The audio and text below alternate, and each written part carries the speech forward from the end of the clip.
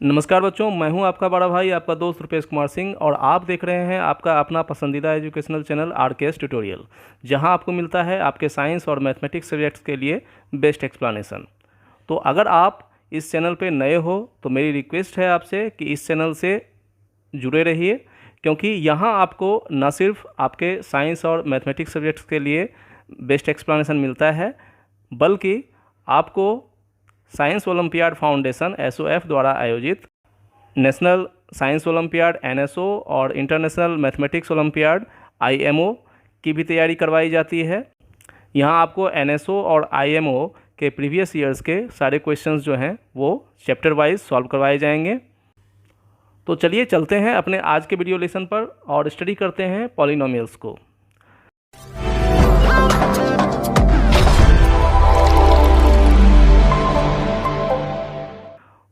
My dear students, मैं पहले भी आपसे कहता रहा हूँ कि अगर हमें मैथमेटिक्स का कोई भी एक्सरसाइज सॉल्व करना है तो उसके लिए उस चैप्टर से जुड़े हुए बेसिक्स और एग्जाम्पल प्रॉब्लम्स जो हैं उनको वर्कआउट करना, उनको सॉल्व करना बहुत ज़रूरी होता है।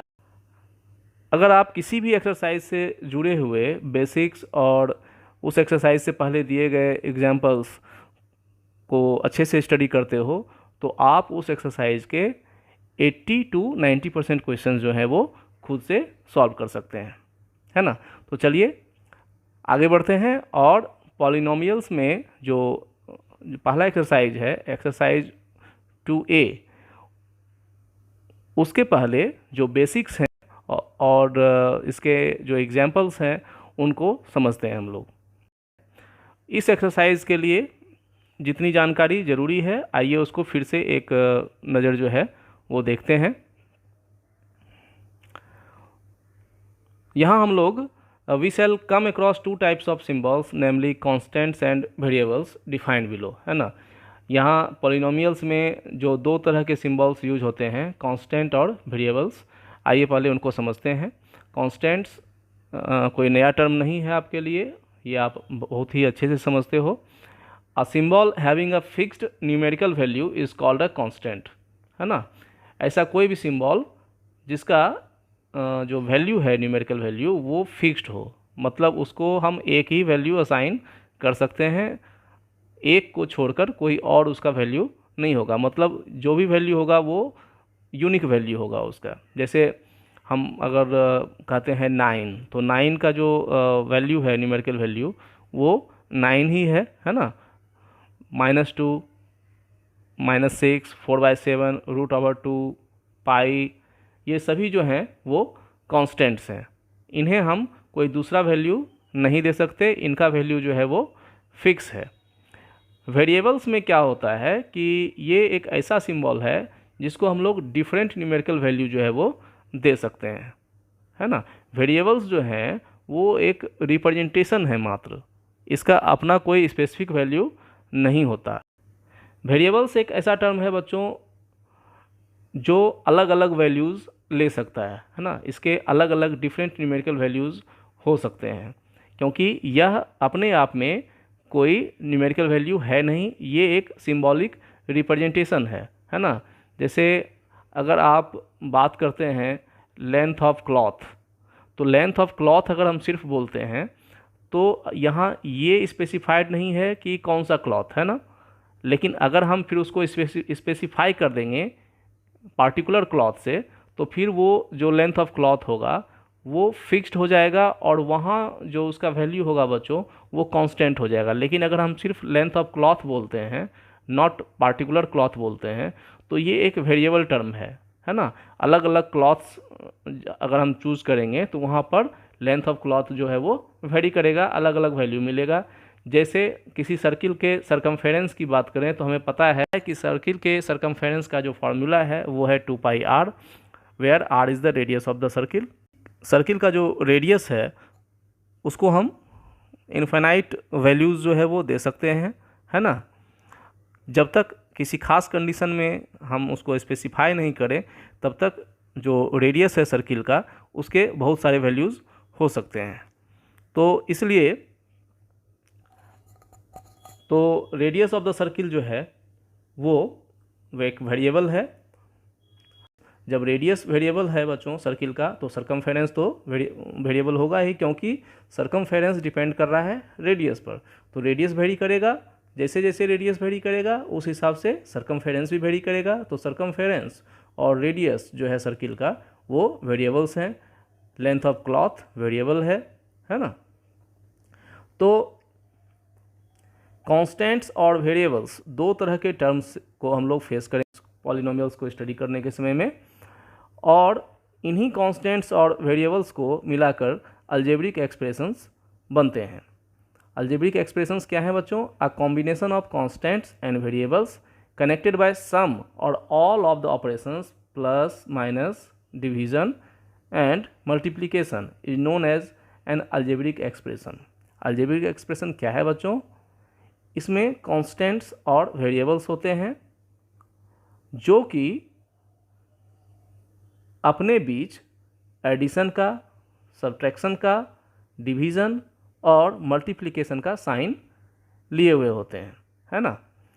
मतलब वेरिएबल्स और कांस्टेंट के बीच अगर हम एडिशन करें, सब्ट्रैक्शन करें, डिवीज़न करें, मल्टीप्लिकेशन करें, तो जो रिजल्टिंग एक्सप्रेशन मिलेगा आपको वो अलजेब्रिक एक्सप्रेशन कहलाता है।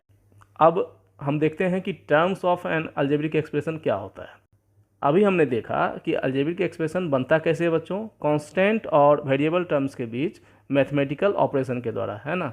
और मैथमेटिकल ऑपरेशन जो है वो होता है एडिशन, सब्ट्रैक्शन, डिवीज़न और मल्टीप्लिकेशन के द्वारा। तो जितने भी पार्ट्स हैं अलजेब्रिक एक्सप्रेशन के जो कि किसी ना किसी मैथमेटिकल ऑपरेशन के द्वारा, है ना। हालांकि यहाँ पर मैथमेटिकल ऑपरेशन को हम लोग लिमिट कर दे रहे हैं एडिशन और सब्ट्रैक्शन साइन से, है ना। यहाँ अगर मल्टीप्लिकेशन होगा, डिवीज़न होगा, तो बच्चों वो एक सिंगल टर्म हो जाता है, वो दो टर्म नहीं हो पाते हैं। दो टर्म होने के लिए अलजेब्रिक एक्सप्रेशन के अलग अलग पार्ट्स होने के लिए ये ज़रूरी है कि उनके बीच ओनली एडिशन या सब्ट्रैक्शन हो। बाकी डिवीज़न और मल्टीप्लिकेशन अगर दो टर्म्स के बीच में हो रहा है ना, चाहे वो कांस्टेंट हो या वो वेरिएबल्स हो या कांस्टेंट और वेरिएबल हो, तो वो सिंगल टर्म के रूप में ही माना जाएगा। तो प्लस और माइनस ऑपरेशंस के द्वारा जितने भी पार्ट्स हैं अलजेब्रिक एक्सप्रेशन में, है ना, जो कि उसके द्वारा सेपरेट हैं, तो वो एक्सप्रेशन के टर्म्स कहलाते हैं, है ना। These are called terms of algebraic expression. आइए इसके कुछ एग्जांपल्स देखते हैं। जैसे पहला एग्जांपल है 5x² minus 9x plus 4। This is an algebraic expression containing three terms, namely 5x² minus 9x and 4। यहाँ हम देख रहे हैं कि 5x² माइनस 9x, है ना, और 4, ये तीन टर्म हैं।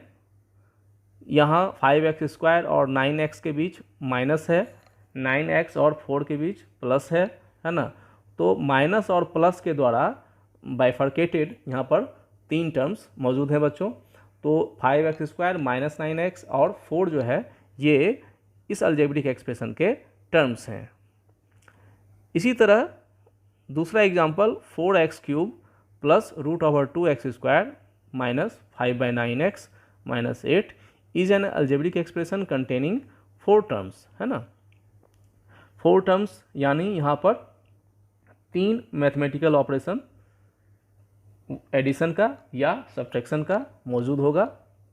यहाँ आप देख रहे हैं 4x³ और √2x² के बीच एडिशन है, √2x² और 5/9x के बीच सब्ट्रैक्शन है, और 5/9x और 8 के बीच सब्ट्रैक्शन है। तो इस तरह से चार टर्म्स बनते हैं इस अलजेब्रिक एक्सप्रेशन के। तो ये इस अलजेब्रिक एक्सप्रेशन के 4 टर्म्स हैं।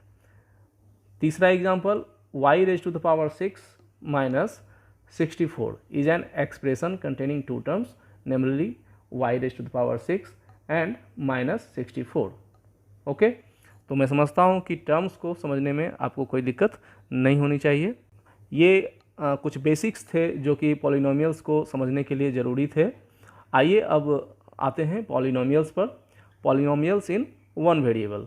वन वेरिएबल में बोलने का मतलब है कि यहाँ जो भी हम स्टडी करेंगे, जितने भी अलजेब्रिक एक्सप्रेशंस हम लोग देखेंगे, वो एक ही वेरिएबल होगा उसमें, है ना। अगर x है तो x ही होगा, y है तो y ही होगा, z है तो z ही होगा। जो भी है, कहने का मतलब यहाँ वेरिएबल्स जो हमें दिखेगा वो एक ही वेरिएबल दिखेगा, बाकी कांस्टेंट जितने भी हों, है ना। An expression of the form a0 plus a1x plus a2x square plus, है ना, this goes on and finally a(n-1) x raised to the power n-1 plus a(n) x raised to the power n, where a0, a1, a2, a(n-1), an are real numbers, an is not equal to 0 and n is non-negative integer is called a polynomial in x of degree n। आइए इसको अच्छे से समझते हैं। यहाँ जो पहला term नज़र आ रहा है बच्चों a0, यहाँ आप x को नहीं देख रहे हैं, है ना। कहने का मतलब यहाँ x का पावर जो है वो x का की जो डिग्री है, x का जो एक्सपोनेंट है वो 0 है। ये एक कांस्टेंट टर्म है ना, a0 एक कांस्टेंट टर्म है। फिर a1x पे आप आते हैं, यहाँ x का एक एक्सपोनेंट आपको नज़र आ रहा है, फिर यहाँ पर x स्क्वायर मौजूद है। इस तरह से ये असेंडिंग ऑर्डर में है ना, ये जो है असेंडिंग ऑर्डर में है। और ये जब फाइनली समाप्त होता है अलजेब्रिक एक्सप्रेशन, तो इसमें x का मान लिया जाए, सपोज दैट कि x का n पावर है, ठीक है। तो इसके पहले इससे एक कम पावर वाला टर्म हो सकता है ना, या उससे और भी कम जो है वो पावर हो सकता है x का। बाकी an-1, an ये सारे जो हैं वो कांस्टेंट टर्म हैं, ये सभी रियल नंबर्स होते हैं बच्चों, है ना। इसमें जो वेरिएबल का कोएफिशिएंट है, मतलब वेरिएबल को जिस कांस्टेंट टर्म से मल्टीप्लाई किया गया है वो हमेशा रियल नंबर्स होने चाहिए, है ना।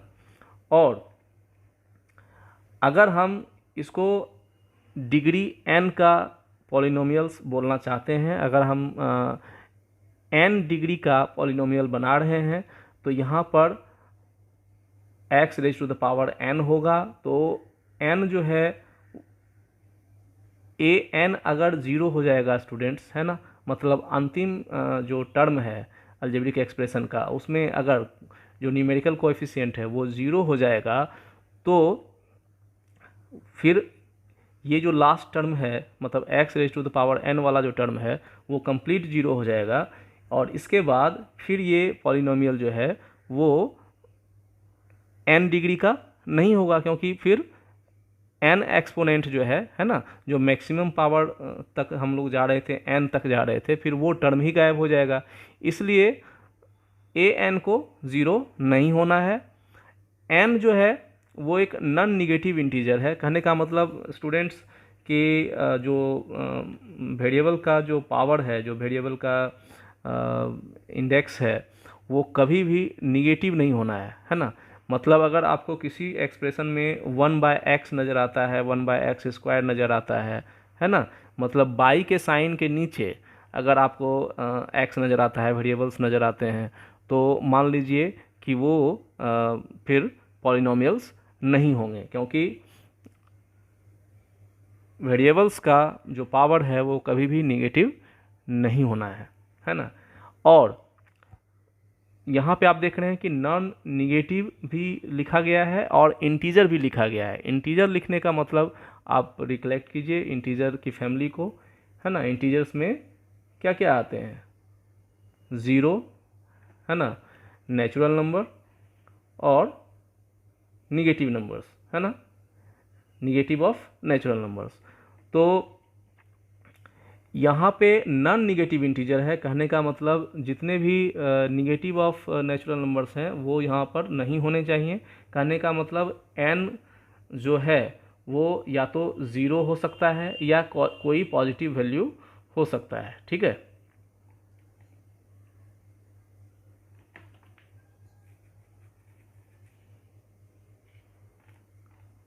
तो यहाँ पर here a0 is called the constant term of the given polynomial, जिसमें कि कोई भी वेरिएबल का कोई भी पावर शामिल नहीं है ना। मतलब इसमें वेरिएबल का पावर 0 है, तो ये ऐसा टर्म जिसमें कि वेरिएबल नहीं नज़र आए आपको, वो उसका कांस्टेंट टर्म कहलाता है। और बाकी के जितने भी टर्म्स हैं, है ना, वो जैसे a1, a2, a3, an-1, an, ये कोएफिशिएंट्स कहलाते हैं x, x square, x cube और xn-1 and x raise to power n के, है ना। तो ये मतलब वेरिएबल्स के साथ जो कांस्टेंट टर्म लगे हुए रहेंगे वो उनके कोएफिशिएंट्स कहलाएंगे, है ना। और ऐसा टर्म जिसमें कि वेरिएबल आपको नहीं नज़र आ रहा है वो उस पॉलिनोमियल का कांस्टेंट टर्म कहलाता है। अब इसको अच्छे से समझने के लिए ज़रूरी है कि हम इसके कुछ एग्जांपल्स को देखें, है ना। जब तक आप एग्जांपल्स नहीं देखेंगे तब तक आपको प्रैक्टिकली इस लैंग्वेज का मतलब समझ में नहीं आएगा। पहला एग्जांपल f(x), देखिए f(x) जो है इसका मतलब होता है फंक्शन ऑफ x। फंक्शन अगर हम बोलते हैं तो ये एक तरह से एक रूल होता है, एक सेट ऑफ रूल्स होता है जो स्पेसिफाई करता है कि x के ऊपर किस तरह का ऑपरेशन हो रहा है। तो अगर फंक्शन ऑफ x बोला जा रहा है तो ये मतलब है इस क्वेश्चन में कि function of x is equal to 7x square minus 4x plus 3। मतलब ये एक ऐसा फंक्शन है जिसमें जो भी वेरिएबल आएगा उसको 7 से मल्टीप्लाई किया जाएगा, फिर -4 से मल्टीप्लाई किया जाएगा और उसके बाद +3 होगा। कहने का मतलब ये एक रूल है ना। तो function of x is equal to 7x square minus 4x plus 3 is a polynomial in x of degree 2। तो यहाँ पे आपको दिख रहा है कि जो मैक्सिमम पावर है, जैसे यहाँ इस डिफिनीसन में जो आपको अलजेब्रिक एक्सप्रेशन बताया जा रहा था उसमें उस डिफिनीसन में x का मैक्सिमम पावर n था, वो n जो है यहाँ पर 2 है ना। 7x स्क्वायर यहाँ आपको दिख रहा है कि ये मैक्सिमम पावर 2 है। एक और बात है कि यहाँ डिफिनीसन में आपको असेंडिंग ऑर्डर में बताया गया था और ये डिसेंडिंग ऑर्डर में है, इससे कोई फ़र्क नहीं पड़ता है। ये स्टैंडर्ड फॉर्म होता है पॉलिनोमियल्स का, जिसमें हम लोग या तो वेरिएबल्स के जो पावर्स हैं उनको असेंडिंग ऑर्डर में लिखते हैं या डिसेंडिंग ऑर्डर में लिखते हैं, दोनों ही सही हैं। तो ये एक पॉलिनोमियल है जिसकी डिग्री 2 है ना। यहाँ x के जो भी पावर्स हैं वो नॉन निगेटिव इंटीजर्स हैं, है ना। gx is equal to √3x cube plus 5x square minus 3/4x minus 9 is a polynomial in x of degree 3। ये भी बिल्कुल इजी है ना। आपको दिख रहा है कि सबसे बड़ा जो पावर है वो x का यहाँ पर 3 है। बाकी सारे कंडीशन सेटिस्फाई हो रहे हैं। 3/4 बिल्कुल हो सकता है ना। हमने देखा है कि a0, a1, a2 ये सारे रियल नंबर्स हैं। रियल नंबर्स की फैमिली में जो है फ्रैक्शंस भी आते हैं स्टूडेंट्स, है ना। तो 3/4 एक रियल नंबर है, ये बिल्कुल एडॉप्ट कर सकता है वैल्यू को। लेकिन x का अगर पावर 3/4 होता तो फिर ये जो फंक्शन है ये एक पॉलिनोमियल नहीं होता। hx is equal to x raise to the power 4 minus 2x cube plus 5x plus √2 is a polynomial in x of degree 4। तो यहाँ पे सारे कंडीशंस सेटिस्फाइड हो रहे हैं और ये इसकी डिग्री क्या है, 4 है। py is equal to 2y raise to the power 5 minus 6y raise to the power 4 plus 8y square minus 5/7 is a polynomial in y of degree 5। qz is equal to z raise to the power 9 minus 1 is a polynomial in z of degree n, है ना। यहाँ constant term 1 है, ठीक है। और चौथे question में constant term 5/7 था। थर्ड क्वेश्चन में कांस्टेंट टर्म √2 था। सेकंड क्वेश्चन में कांस्टेंट टर्म -9 था और पहले में 3 था। लेकिन ये ज़रूरी नहीं है कि हर पॉलिनोमियल में कांस्टेंट टर्म मौजूद हो ही, कांस्टेंट टर्म मौजूद नहीं भी हो सकता है ना। कहने का मतलब आपको जितने भी टर्म्स हैं उन सभी टर्म्स में वेरिएबल्स मिल सकते हैं, है ना। पॉलिनोमियल विदाउट कांस्टेंट टर्म भी हो सकता है।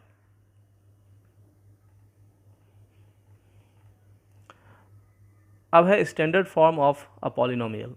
अ polynomial in x expressed either in ascending power of x or in descending power of x is said to be in standard form। तो बच्चों स्टैंडर्ड फॉर्म में लिखने के लिए हमें क्या करना है, हमें देखना है कि वो किस वेरिएबल में है। तो मान लिया जाए अगर x वेरिएबल में है, फिर उसमें हमें देखना है कि पावर क्या है।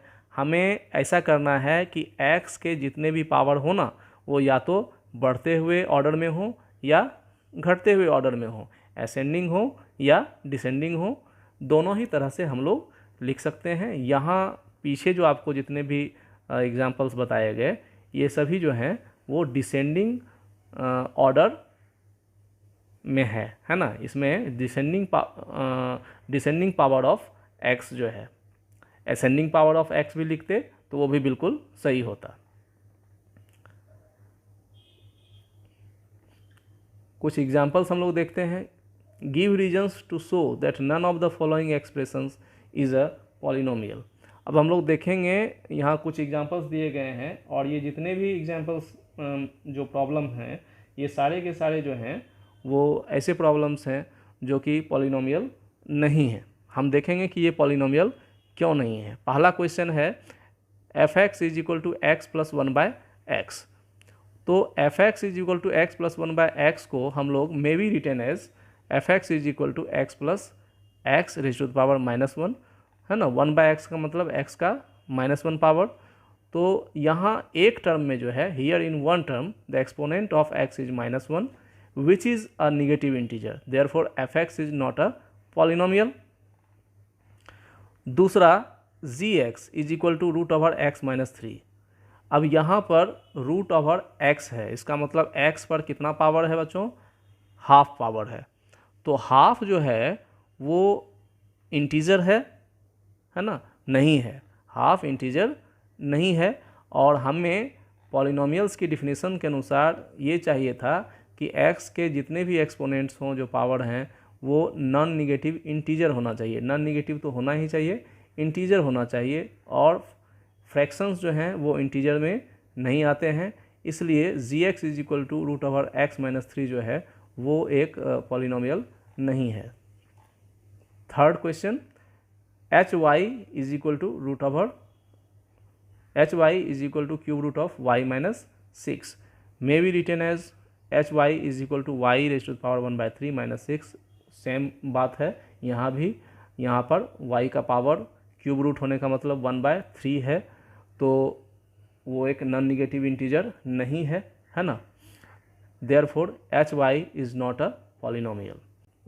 चौथा question P x is equal to whole of X minus one into whole of X minus three by X. अब ये हम लोग तब तक इसको जस्टिफाई नहीं कर सकते हैं जब तक हम इसे सॉल्व नहीं करते हैं, सिंप्लीफाई नहीं करते हैं। आइए इसे सिंप्लीफाई करते हैं। सिंप्लीफाई करने के बाद आपको p x is equal to x square minus four x plus three मिलेगा, है ना। इससे आप लोग वेल एक्वेंटेड हो, आप पहले इसे सॉल्व कर चुके हो, है ना।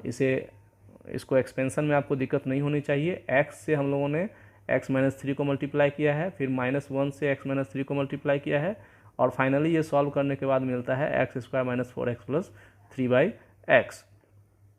तो this is equal to X minus four plus three by X, और फाइनली ये क्या है X minus four plus three X raise to the power minus one.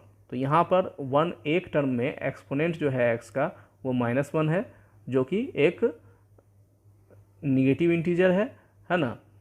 तो निगेटिव इंटीजर नहीं होना था। सबसे पहली बात कि इंटीजर होना चाहिए, और इंटीजर होने के बाद भी निगेटिव इंटीजर नहीं होना चाहिए। Therefore p x is not a polynomial. Fifth question q x is equal to one by x plus two. तो यहाँ पर इसका मतलब है x plus two raise to the power minus one. अब एक्स प्लस टू पर ये minus one power आया, इसका मतलब अगर हम इसे सॉल्व करेंगे भी तो x पर पावर क्या आएगा, माइनस वन ही आएगा, है ना। करने का मतलब निगेटिव पावर्स आएंगे, तो ये x में पॉलिनोमियल नहीं है। Question number six. Question number six था आपका r x is equal to x plus three by x plus four. तो x प्लस फोर से आप x प्लस थ्री को डिवाइड कीजिए, यहाँ पे आपको वन कोसेंट मिलेगा और माइनस वन जो है वो रिमाइंडर मिलेगा, है ना। तो हम इसको इस तरह से लिख सकते हैं x plus three by x plus four is equal to one minus one by x plus four. हम लोग इसको इस तरह से लिख सकते हैं, है ना। यहाँ कोई दिक्कत नहीं होनी चाहिए। अगर आपको इस तरह से समझ में नहीं आ रहा है तो आप इसको ऐसे समझिए कि x+3 को हम लोग x+4 - 1 लिख सकते हैं, और आगे इसको x+4/x+4 -1/x+4 लिख सकते हैं। तो x+4 और x+4 ये कैंसिल हो जाएगा, तो इस तरह से ये 1 हो गया, और ये जो रेस्ट टर्म बच गया -1/x+4 ये हो गया x+4⁻⁻1, जो कि पॉलिनोमियल नहीं है। Hence Rx is equal to x+3/x/4. Hence Rx is equal to x+3/x+4 is not a polynomial. अब हम लोग कुछ स्पेसिफिक टाइप ऑफ पॉलिनोमियल्स के बारे में जानेंगे कि पॉलिनोमियल्स कितने तरह के होते हैं उनकी डिग्रीज़ के आधार पे, है ना। पॉलिनोमियल्स की डिग्री जैसे जैसे वैरी करती है ना। डिग्री 1 हो सकती है, 2 हो सकती है, 3 हो सकती है, 4 हो सकती है, ठीक है। तो उस आधार पे हम उसको डिफाइन करते हैं। जैसे अगर किसी पॉलिनोमियल की डिग्री 1 है तो ये एक लीनियर पॉलिनोमियल कहलाता है बच्चों। A linear polynomial in x is of the form f(x) is equal to ax+b। कहने का मतलब यहाँ एक x वाला टर्म होगा, एक कांस्टेंट टर्म होगा। अब ये कांस्टेंट टर्म 0 भी हो सकता है ना, लेकिन एक वेरिएबल वाला टर्म जरूर होगा जिसमें कि x का पावर 1 होगा, ठीक है। Where a and b are real numbers and a is not equal to 0। Variable का कोफिशिएंट 0 नहीं होना चाहिए, बाकी b जो है वो 0 भी वैल्यू ले सकता है। जैसे इसके एग्जांपल्स में 5x+7 is a linear polynomial in x। अब यहाँ पे 5x+7 तो ठीक ही है, 7 हम लोग हटा भी सकते हैं। अगर 5x भी रहेगा तो ये लीनियर पॉलिनोमियल इन x होगा, है ना। कहने का मतलब यहाँ पर देखिए a का वैल्यू 0 नहीं होना था, मतलब x का कोएफिशिएंट 0 नहीं होना था, तो 5x है। बाकी b जो है वो 0 भी हो सकता है, तो 5x+7 को हम 5x भी लिखते, तो ये एक लीनियर पॉलिनोमियल होता। √2y - 6 is a linear polynomial in y, ठीक है। -8z is a linear polynomial in z। तो a का वैल्यू 0 नहीं होना है, बाकी इंटीग्रल वैल्यू तो ले ही सकता है ये, है ना। तो निगेटिव वैल्यू हो या पॉजिटिव वैल्यू हो, बस ये है कि वेरिएबल का जो कोएफिशिएंट है वो 0 नहीं हो और पावर जो है वो 1 हो। इसी तरह क्वाड्रेटिक पॉलिनोमियल में इसकी डिग्री जो होती है वो 2 होती है, ठीक है। और इसका जो जनरल फॉर्म होगा वो होगा ax² + bx + c, where a b c are real numbers and a is not equal to 0। चूँकि इसकी डिग्री 2 है ना, इसलिए स्क्वायर वाले टर्म का कोएफिशिएंट कभी भी 0 नहीं होगा, मतलब स्क्वायर वाला टर्म हमेशा मौजूद रहेगा। बाकी x वाला टर्म और कांस्टेंट टर्म मौजूद नहीं भी हो सकते हैं। कहने का मतलब अगर हम सिर्फ 4x² लिख देते हैं तो ये भी एक क्वाड्रेटिक पॉलिनोमियल होगा, है ना। जैसे 3x² - 8x + 9 is a quadratic polynomial in x, 4y² - 9y + 5 is a quadratic polynomial in y, z² - 11z + 18 is a quadratic polynomial in z। यहाँ पे हम इन तीनों ही एग्जांपल्स में x², y² और z² वाले टर्म को ही अगर लिखते और वहाँ पर बाकी के टर्म हम नहीं लिखते तो सिर्फ 3x², 4y² और z² भी क्वाड्रेटिक पॉलिनोमियल्स कहलाते, है ना। मतलब कांस्टेंट टर्म और जो वेरिएबल का 1 पावर वाला जो टर्म है ना, वो यहाँ पर एब्सेंट भी होगा तो ये क्वाड्रेटिक पॉलिनोमियल होगा। मतलब सिर्फ z², सिर्फ 4y² और सिर्फ 3x² भी अगर लिखा हो तो ये क्वाड्रेटिक पॉलिनोमियल है। Third type cubic polynomial. Cubic polynomial यानी इसकी डिग्री 3 होगी, और उसी तरह से इसका जो जनरल फॉर्म होगा वो होगा ax³ + bx² + cx + d। उसी तरह a b c d जो होंगे वो रियल नंबर्स होंगे, और क्यूब वाला जो टर्म होगा उसका कोएफिशिएंट यानी a 0 नहीं होगा, है ना। तो सिर्फ ax³ भी लिखा है तो ये एक क्यूबिक पॉलिनोमियल है, ठीक जैसे मैं पिछले टाइप्स में बता रहा हूँ आपको, है ना। एग्जांपल्स आप देख रहे हैं स्क्रीन पे, 4x³ - x² + 6x + 3 ये क्यूबिक पॉलिनोमियल है। x में 7y³ plus 5 square minus 8y plus 9 ये क्यूबिक पॉलिनोमियल है y में। 8 minus z³ is a cubic polynomial in z। Okay, by quadratic polynomial, by quadratic यानी 4 है ना, polynomial of degree 4 is called a by quadratic और quartic polynomial है ना, इसको बाई क्वाड्रेटिक बोलते हैं।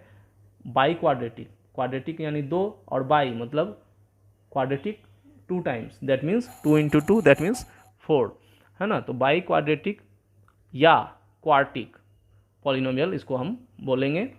और इसमें जो कि डिग्री इसकी 4 है तो इसका जो मैक्सिमम पावर होगा वेरिएबल का वो 4 होगा और इसका जनरलाइज्ड फॉर्म होगा ax⁴ plus bx³ plus cx² plus dx plus e, where a b c d e are real numbers and a is not equal to 0।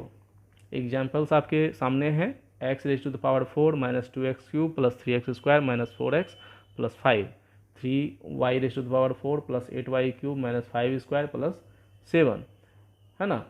4 terms हमेशा हो है ना, ये ज़रूरी नहीं है, मैं बार बार बोल रहा हूँ। अगर क्यूबिक पॉलिनोमियल है तो उसमें 3 टर्म हो ही, ये भी ज़रूरी नहीं है। क्वाड्रेटिक हो तो उसमें 2 टर्म हो, ये भी ज़रूरी नहीं है। लेकिन जितनी उसकी डिग्री है वो टर्म मौजूद उसमें ज़रूर होना चाहिए है ना। मतलब मैक्सिमम पावर वाला जो टर्म है वेरिएबल का उसका कोएफिशिएंट 0 नहीं होना चाहिए, बाकी के सारे टर्म्स 0 हो सकते हैं। ठीक है, जैसे इसमें आप देख रहे हैं एग्जांपल नंबर 3 में 6z⁴ माइनस 9z² प्लस 1 भी एक बाई क्वाड्रेटिक पॉलिनोमियल है। यहाँ आपको जो 3 पावर है z का वो नहीं दिख रहा है ना। तो डिसेंडिंग ऑर्डर में तो है, लेकिन वहाँ पे क्या है, यहाँ पे कि आपको तीसरा पावर यहाँ नहीं है, तो उससे कोई फ़र्क नहीं पड़ता। ये एक बाई क्वाड्रेटिक पॉलिनोमियल होना था और उसके लिए आप यहाँ z⁴ देख रहे हैं, ये नॉन ज़ीरो है, इसका मतलब ये बाई क्वाड्रेटिक पॉलिनोमियल है। ओके, अब नंबर ऑफ टर्म्स के आधार पे हम लोग पॉलिनोमियल को डिफ़ाइन करते हैं। अभी हम लोगों ने डिग्री के आधार पे डिफ़ाइन किया, अब नंबर ऑफ टर्म्स के आधार पे अगर हम डिफ़ाइन करते हैं तो a polynomial containing 1 term is called a monomial है ना।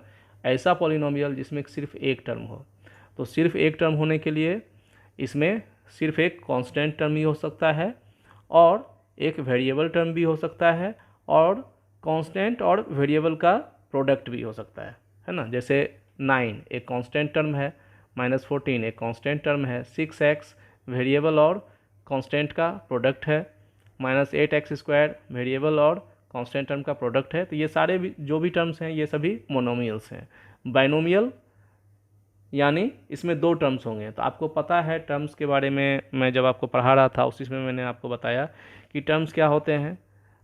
2 मैथमेटिकल ऑपरेशन एडिशन और सब्ट्रैक्शन के द्वारा जो बाइफरकेटेड पार्ट्स हैं अलजेब्रिक एक्सप्रेशन के, वही उसके टर्म्स कहलाते हैं। तो यहाँ पे बाइनोमियल अगर होना है तो इसके लिए एक एडिशन या एक सब्ट्रैक्शन चाहिए बच्चों। ट्राइनोमियल अगर होगा तो उसके लिए 2 एडिशन या सब्ट्रैक्शन हमको चाहिए होंगे। जैसे ट्राइनोमियल में हम देखते हैं x² प्लस 2x माइनस 3 है ना, एक प्लस और एक minus, 2x³ plus 5x² minus 4, ठीक है, एक प्लस एक minus, -7x⁴ plus 5x² plus 6, एक प्लस और यहाँ भी एक प्लस है ना। 2 एडिशन के साइंस के द्वारा ये 3 टर्म बाइफरकेटेड हैं, तो ये ट्राइनोमियल कहलाएंगे। ठीक है, मोनोमियल, बाइनोमियल, ट्राइनोमियल देखने के लिए हमें एडिशन या सब्ट्रैक्शन देखना है कि फाइनली ये कितनी बार उसमें नज़र आ रहा है। ठीक है, याद रखिए डिवीज़न और मल्टीप्लिकेशन अलग अलग टर्म्स नहीं बनाते, वो सिंगल टर्म को ही रिप्रेजेंट करते हैं। कांस्टेंट पॉलिनोमियल पे आते हैं। A polynomial containing 1 term consisting of a non zero constant is called a constant polynomial है ना। कांस्टेंट पॉलिनोमियल क्या है बच्चों, उसमें एक ही टर्म होगा और नॉन ज़ीरो कांस्टेंट होगा, मतलब वेरिएबल्स उसमें मौजूद नहीं होंगे, मतलब वेरिएबल की जो डिग्री है वो वहाँ पर, वेरिएबल का जो पावर है वो वहाँ ज़ीरो होगा। तो in general every non zero real number is a constant polynomial. जैसे 6 हो, -8 हो, 9/14, -7/12, पाई, है ना, √3, ये जो भी हैं सारे कांस्टेंट पॉलिनोमियल्स हैं। ओके,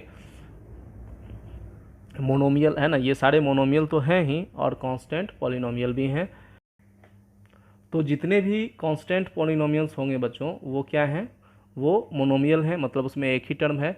लेकिन प्रत्येक मोनोमियल जो है वो कांस्टेंट पॉलिनोमियल नहीं हो सकता है बच्चों, क्योंकि मोनोमियल में हम देखते हैं कि एक टर्म होना चाहिए, वहाँ वेरिएबल हो भी सकता है और वेरिएबल नहीं भी हो सकता है। तो अगर किसी मोनोमियल में वेरिएबल मौजूद है तो वो कांस्टेंट पॉलिनोमियल नहीं होगा। इसलिए याद रखिए कि जितने भी कांस्टेंट पॉलिनोमियल्स हैं वो मोनोमियल्स हैं, लेकिन सारे मोनोमियल्स कांस्टेंट पॉलिनोमियल्स नहीं हैं। Zero polynomial, a polynomial consisting of one term namely zero is called a zero polynomial. तो बच्चों ज़ीरो भी एक पॉलिनोमियल है, हम उसको ज़ीरो को भी पॉलिनोमियल बोलेंगे, और ये स्पेसिफिकली ज़ीरो पॉलिनोमियल कहलाता है। डिग्री ऑफ ज़ीरो पॉलिनोमियल जो है वो डिफाइंड नहीं है ना, ज़ीरो पॉलिनोमियल की जो डिग्री है वो डिफाइंड नहीं है। और जो कांस्टेंट पॉलिनोमियल है उसमें चूंकि वेरिएबल टर्म आप नहीं देख रहे हैं, इसका क्या मतलब है, इसका मतलब है कि वहाँ जो वेरिएबल टर्म है उसकी डिग्री जो है वो ज़ीरो है ना। हमको पता है कि किसी भी टर्म के ऊपर अगर ज़ीरो पावर अगर हम रखते हैं तो उसका वैल्यू क्या हो जाता है, 1 हो जाता है। तो अगर 6 है तो इसका मतलब है 6x raise to the power 0, है ना। -8 का मतलब है -8x raise to the power 0। तो यहाँ x का जो पावर है वो 0 है, ठीक है। तो अगर वेरिएबल एब्सेंट है इसका मतलब वहाँ पर वेरिएबल का पावर 0 है। तो कांस्टेंट पॉलिनोमियल की जो डिग्री होती है वो 1 होती है।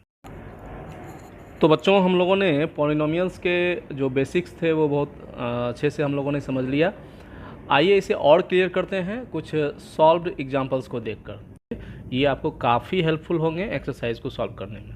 तो आइए एग्जांपल्स देखते हैं। पहला एग्जांपल है जिसमें कि आपसे ये पूछा जा रहा है कि जो पॉलिनोमियल्स आपको दिए गए हैं इसमें कौन कौन से एक्सप्रेशंस जो हैं वो पॉलिनोमियल्स हैं, है ना। जो एक्सप्रेशंस आपको दिए गए हैं उसमें कौन कौन से एक्सप्रेशंस जो हैं वो पॉलिनोमियल्स हैं। In case of a polynomial right it's degree, अगर पॉलिनोमियल है तो उसकी डिग्री हमें बतानी है। पहला जो कोई एक्सप्रेशन है वो है x³ - 5x + 2। तो ये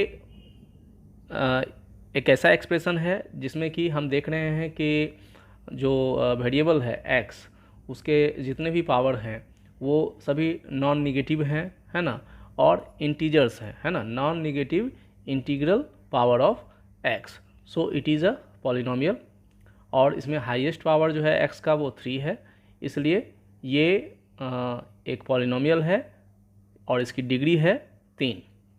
ठीक उसी तरह से जो दूसरा क्वेश्चन है y² + √2y - √5 is an expression having only non negative integral power of x, है ना।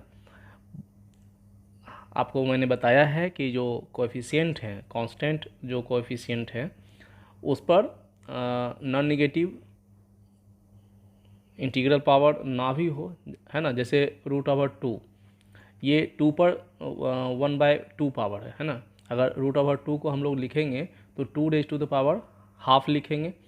तो ये अगर रूट y पे मौजूद होता तब ये एक अलजेब्रिक एक्सप्रेशन नहीं होता, क्योंकि फिर वहाँ पर y का एक पावर जो है वो निगेटिव हो जाता, है ना, और निगेटिव नहीं होना है।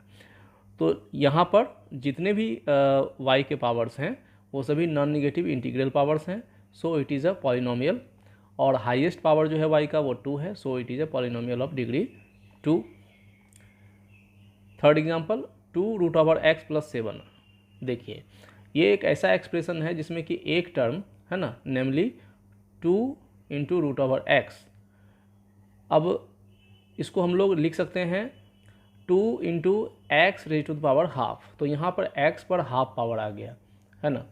तो rational power of x has rational power of x कहने का मतलब है फ्रैक्शनल पावर। रेशनल पावर को आप और अच्छे से याद रखिए प्रैक्टिकली कि पावर जो है ना x का वो फ्रैक्शन नहीं होना चाहिए, है ना। इंटीजर्स होने चाहिए, है ना, निगेटिव इंटीजर्स नहीं होने चाहिए, है ना। कहने का मतलब है इंटीजर्स में देखिए आपको पॉजिटिव और नेगेटिव दोनों वैल्यू आते हैं, तो आपको याद रखना है कि यहाँ पर नॉन निगेटिव इंटीजर्स होने चाहिए पावर, कहने का मतलब फ्रैक्शन पावर नहीं होना चाहिए। तो इसलिए ये एक पॉलिनोमियल नहीं है, और पॉलिनोमियल नहीं है तो फिर डिग्री बताने वाली कोई बात ही नहीं है। एग्जाम्पल नंबर 4 -6, है ना। तो ये क्लियरली एक कांस्टेंट पॉलिनोमियल है। आपको बताया गया है कि अगर एक ही टर्म हो और वेरिएबल मौजूद ना हो तो वो एक कांस्टेंट पॉलिनोमियल होता है और इसकी डिग्री 0 होती है। पांचवा एग्जांपल 4t² + 1/6t + 2√3। ये एक ऐसा एक्सप्रेशन है जिसमें कि सारे जो पावर्स हैं टी के वो only non negative integral powers हैं, है ना। बाकी जो कांस्टेंट टर्म है वो कुछ भी हो, है ना, फ्रैक्शन भी हो, उससे कोई फ़र्क नहीं पड़ता है। इरेशनल नंबर भी हो सकते हैं, है ना, उससे कोई फ़र्क नहीं पड़ता है। वेरिएबल के पावर्स हमेशा नॉन निगेटिव इंटीग्रल पावर होने चाहिए।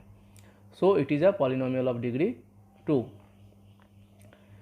क्वेश्चन जो 6th एग्जाम्पल है उसको देखिए बच्चों, z² + 5/z² + 1। यहाँ पे हम इसको लिख सकते हैं z² + 5 × z⁻² + 1। तो एक टर्म में हम देख रहे हैं कि एक्सपोनेंट ऑफ z जो है वो -2 हो गया, जो कि एक निगेटिव इंटीजर है, और हमें क्या चाहिए, नॉन निगेटिव इंटीग्रल पावर। तो यहाँ पर वो कंडीशन फॉलो नहीं हो रहा है, इसलिए गिवन एक्सप्रेशन जो है वो एक पॉलिनोमियल नहीं है। इसी तरह 1/3x को हम लोग 1/3 × x⁻⁻1 लिख सकते हैं। x का पावर माइनस हो गया तो ये पॉलिनोमियल नहीं होगा। 1 - √5x, है ना, रूट जो है वो 5 पे भी है और x पे भी है। इसका मतलब है कि हम इसे 1 - √5 × x⁻½ लिख सकते हैं।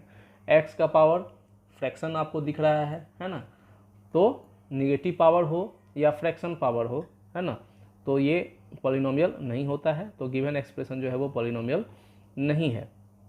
उसके बाद नेक्स्ट जो है 1/4x⁻² + 3x + 5। देखिए कभी भी पॉलिनोमियल है या नहीं इसे डिसाइड करने के लिए उसे प्रॉपर वे में सबसे पहले आप उसको सिंप्लीफाई कर लीजिए। सिंप्लीफाई करने के बाद देखिए कि वो फाइनली किस फॉर्म में आता है ना। बस देखकर डिसाइड मत कीजिए। बिल्कुल सिंपल फॉर्म में है तो आप देखकर भी डिसाइड कर सकते हो, लेकिन अगर आपको दिख रहा है कि डिवीज़न है ना, फ्रैक्शंस हैं, तो आप सबसे पहले उसे सॉल्व कीजिए। सॉल्व करने के बाद आपको वो जिस फॉर्म में नज़र आता है उसको देखिए। यहाँ पे अपेरेंटली अगर इसको हम सिर्फ एक एट अ ग्लांस हम इसे देखते तो हो सकता है गलती से आप इसे जो है वो ये कह सकते थे कि ये अलजेब्रिक एक्सप्रेशन नहीं है, लेकिन जब आप इसे अच्छे से देखोगे, सॉल्व करोगे, तो यहाँ आपको ये मिलता है 1/4। और देखिए x पर बाई के साइन के नीचे x पर माइनस पावर है, इसका मतलब क्या, ये ऊपर आके x पर पॉजिटिव पावर हो जाएगा। 1/x⁻⁻2 बोलने का मतलब है x², और 1/x² बोलने का मतलब है x⁻⁻2, है ना। तो ये फाइनली x² है। तो यहाँ सारे कंडीशन जो हैं वो सेटिस्फाई हो रहे हैं, इसलिए ये 2 डिग्री का पॉलिनोमियल है। एग्जाम्पल नंबर 10 6√x + x⁻³ अब देखिए सॉल्व कीजिए, इसे सॉल्व कीजिएगा तो इसे हम लोग लिख सकते हैं 6 × √x/√x + x⁻³ और इसे हम सॉल्व करते हैं तो फाइनली ये 6 + x⁻³ -½ = 6 + x, which is clearly a polynomial of degree 1। देखिए एग्जाम्पल्स सॉल्व करने का एक बहुत बड़ा फ़ायदा है स्टूडेंट्स, कभी कभी एग्जाम्पल्स में कुछ ऐसे प्रॉब्लम्स दिए जाते हैं जो आपको एक्सरसाइज में नहीं मिलते, है ना, और ये काफ़ी अलग क्वेश्चंस होते हैं और एक्सरसाइज में आपको ये नहीं मिलते हैं। टफ क्वेश्चंस होते हैं जो कि एग्जाम्पल्स में दिए जाते हैं। तो अगर आप एग्जाम्पल्स नहीं देखोगे तो ये क्वेश्चन आपसे छूट सकते हैं। तो प्रैक्टिस के लिए एग्जाम्पल्स को देखना बहुत ज़रूरी है। जैसे ये क्वेश्चन नंबर 10 जो है स्टूडेंट्स, है ना, और क्वेश्चन नंबर 9, ये काफ़ी इंपॉर्टेंट क्वेश्चंस हैं। ये आपको ये बताते हैं कि कभी भी पॉलिनोमियल्स को डिसाइड करने के समय में हमें पहले उस क्वेश्चन को फुल्ली सॉल्व करना चाहिए, है ना, प्रॉपरली सिंप्लीफाई करना चाहिए, और उसके बाद उस पर वो सारे कंडीशंस अप्लाई करके देखना चाहिए कि ये पॉलिनोमियल हो रहा है या नहीं। एग्जाम्पल 2 में हमें क्लासीफाई करना है कांस्टेंट, लीनियर, क्वाड्रेटिक, क्यूबिक और क्वार्टिक पॉलिनोमियल्स के रूप में। तो यहाँ पे आपको फाइनली सॉल्व करके, है ना, जो भी एक्सप्रेशन आपको दिया गया उसको फाइनली आप सॉल्व कीजिए। हालांकि यहाँ जो भी एक्सप्रेशन दिए गए हैं इसमें सॉल्व करने की ज़रूरत ही नहीं है। ये मिक्स्ड फॉर्म में भी दिया जा सकता था आपको, है ना, मल्टीप्लिकेशन, डिवीज़न, फ्रैक्शन, इस तरह से आपको ये दिया जा सकता था। जैसे अभी ऊपर हमने क्वेश्चन नंबर 9 और 10 को देखा, हमने उसे सॉल्व किया। सॉल्व करने के बाद ये हमें, जैसे क्वेश्चन नंबर 10 में हमने देखा कि ये 6 + x आया, है ना, पहले ये एक डिवीज़न के रूप में था, तो ये डिसाइड करना मुश्किल था कि ये क्या है, कांस्टेंट पॉलिनोमियल है, लिनियर है, क्वाड्रेटिक है, क्या है। लेकिन सॉल्व करने के बाद ये 6 + x के फॉर्म में आया। अब हम इसे आराम से ये कह सकते हैं कि ये एक क्वाड्रेटिक, ये एक लीनियर पॉलिनोमियल है। तो यहाँ पे x - x³, तो जो डिग्री है x की वो 3 है ना, तो पॉलिनोमियल ऑफ डिग्री 3 है, तो ये एक क्यूबिक पॉलिनोमियल है। दूसरा जो है y⁴ - y, ये उसकी डिग्री 4 है, so it is a quartic polynomial है। तो ये बहुत ही इजी क्वेश्चंस हैं स्टूडेंट्स, मैं समझता हूँ कि इसमें कोई दिक्कत नहीं होनी चाहिए। जैसे क्वेश्चन नंबर 5 में 5x³ is a polynomial of degree n, degree 3, आपको मैंने बताया था कि जितनी डिग्री हो सिर्फ अगर वही टर्म भी मौजूद होगा तो वो हम उसको उस डिग्री का पॉलिनोमियल बोलेंगे, है ना। 3 जो है वो एक कांस्टेंट पॉलिनोमियल है ना, और इसकी डिग्री 0 है। तो ये सारे क्वेश्चंस बहुत इजी हैं, आप इसे इजीली सॉल्व कर सकते हो। आते हैं एग्जांपल नंबर 3 पे। Right the coefficient of x² in each of the following. तो कोएफिशिएंट ऑफ x² लिखने के लिए हमें सारे टर्म्स को पहले सॉल्व कर लेना है, और सॉल्व कर लेने के बाद उसे असेंडिंग या डिसेंडिंग ऑर्डर में हम लोग लिख लेंगे, है ना, उसके स्टैंडर्ड फॉर्म में ले आएंगे। वहाँ फिर हमें इजीली ये पता चल जाएगा कि x² का कोएफिशिएंट क्या है। जैसे पहला जो क्वेश्चन है, whole of x - 1 into whole of 3x - 4, इसको हम लोग एक्सपेंशन करते हैं, है ना। तो यहाँ फाइनली ये मिलता है 3x² - 7x + 4। तो यहाँ पे कोएफिशिएंट ऑफ x² जो है वो क्या है, 3 है। इसी तरह से नेक्स्ट क्वेश्चन को सॉल्व करने के बाद कोएफिशिएंट ऑफ x² जो है -16 मिलता है। Coefficient of x² in 5x - 3 0 है, क्योंकि यहाँ पे x² मौजूद ही नहीं है। Coefficient of x² in π/2x² + x is π/2। Very simple.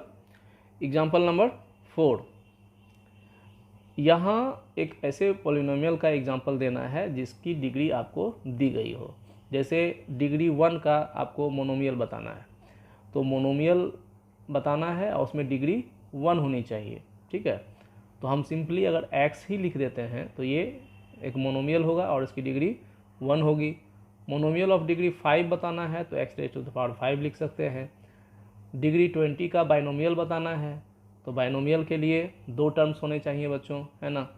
तो x⁵20 और एक एडिशन या सब्ट्रैक्शन का साइन से आप एक कांस्टेंट टर्म इसके साथ लिख दीजिए। जैसे +5 है, -5 भी लिख सकते थे हम लोग, है ना। 5 + x⁵20 है, x इसको हम x⁵20 + 5 भी लिख सकते थे। x⁵20 - 5 भी अगर हम लिखेंगे तो ये भी एक बाइनोमियल ही होगा। ट्राइनोमियल के लिए 3 टर्म्स होने चाहिए, तो इसमें हमें या तो 1 + 1 - या 2 + या 2 - साइंस की ज़रूरत है। तो इसके द्वारा आप 3 टर्म्स को बाइफरकेट करके लिख दीजिए, वो एक ट्राइनोमियल हो जाएगा। यहाँ आंसर्स आपके मैच होने ज़रूरी नहीं है बच्चों, क्योंकि ये आपकी चॉइस पे डिपेंड करता है। आप कोई भी एक्सप्रेशन जो है वो लिख सकते हैं। Example number 5, for the polynomial x cube plus 2x plus 3/5 minus 7/2x² minus x raise to power 6 right. अब इसकी डिग्री बतानी है, कोएफिशिएंट बताना है एक्स क्यूब का, एक्स रेज टू पावर 6 का कोएफिशिएंट बताना है और कांस्टेंट टर्म बताना है। तो सबसे पहले मैंने कहा है कि आप इसे प्रॉपर्ली सॉल्व कीजिए। प्रॉपर्ली सॉल्व जब आप इसे कीजिएगा तो ये फाइनली आपको मिलता है minus x raise to the power 6 plus 1/5 x cube minus 7/2x² plus 2/5x plus 3/5। अब आप आराम से हर क्वेश्चन का जवाब दे सकते हैं। डिग्री जो है सबसे बड़ा पावर होगी वेरिएबल्स की, तो यहाँ पे जो डिग्री है वो 6 है। एक्स क्यूब का कोएफिशिएंट क्लियरली 1/5 है। एक्स रेज टू पावर 6 का कोएफिशिएंट -1 है, क्योंकि ये टर्म जो था यहाँ पर minus x raise to power 6 था, इसका मतलब -1 से इसे मल्टीप्लाई किया गया है, इसलिए कोएफिशिएंट -1 है। कांस्टेंट टर्म मतलब ऐसा टर्म जिसमें वेरिएबल का जो पावर है वो 0 है, मतलब वेरिएबल एब्सेंट है, वो है 3/5, है ना। तो last example, determine the degree of each of the following polynomials. यहाँ पॉलिनोमियल्स आपको दिए गए हैं और इसकी डिग्री बतानी है। तो डिग्री बताने के लिए भी आपको जो है जो भी एक्सप्रेशंस दिए गए हैं उसको पहले प्रॉपर्ली सॉल्व करना है ना, ठीक है, सिंप्लीफाई कर लेना है, उसके बाद हमें उसकी डिग्री जो है वो पता चलेगी। तो यह पहला जो क्वेश्चन है वो बिल्कुल ईजी है, इसे सिंप्लीफाई करने की ज़रूरत नहीं है, बस स्टैंडर्ड फॉर्म में हम लोग लिख सकते हैं। गिवन पॉलिनोमियल जो है 3x raise to the power 5 plus x cube minus 9x, तो clearly it is a polynomial of degree 5। Second question को बच्चों सिंप्लीफाई करने की ज़रूरत है, यहाँ ब्रैकेट को तोड़िए, ये आपको फाइनली मिलता है y cube minus y raise to the power 7, that is minus y raise to the power 7 plus y cube. ये पॉलिनोमियल है of degree 7। Question number 3, minus 2x plus 1 is a polynomial of degree 1, है ना। 4, minus 10 is a constant polynomial, है ना, -10 था, तो constant polynomial है क्योंकि इसमें वेरिएबल एब्सेंट है, इसलिए इसकी डिग्री जो है वो 0 है। तो स्टूडेंट्स, इस तरह आज हम लोगों ने एक्सरसाइज 2A से जुड़े हुए बेसिक्स और उसके एग्जाम्पल्स को बहुत अच्छे से समझ लिया है। मैं समझता हूँ कि अब आपको एक्सरसाइज 2A के किसी भी प्रॉब्लम को सॉल्व करने में कोई दिक्कत नहीं होनी चाहिए, और हम लोग अपने अगले वीडियो लेसन में इस एक्सरसाइज को सॉल्व भी करने वाले हैं, है ना। तो अगर आपको आज के वीडियो लेसन से रिलेटेड कोई भी डाउट्स हैं, अगर कॉन्सेप्ट को समझने में कोई भी दिक्कत है, तो आप कमेंट सेक्शन में मुझसे पूछ सकते हो। मैंने जो स्क्रीन पर अपना व्हाट्सएप नंबर फ्लैश किया है, आप उससे भी कभी भी मुझसे जुड़ सकते हैं और कोई भी सवाल मुझसे पूछ सकते हैं, चाहे वो आपके मैथ सेक्शन से हो या साइंस सेक्शन से हो, है ना। तो आज का वीडियो लेसन हम लोग यहीं फिनिश करते हैं। ऐसे ही अपने सब्सक्रिप्शंस, लाइक्स, शेयर्स और कमेंट्स के द्वारा अपना प्यार अपने इस चैनल को देते रहिए। मिलते हैं नेक्स्ट वीडियो लेसन में, तब तक के लिए बाय।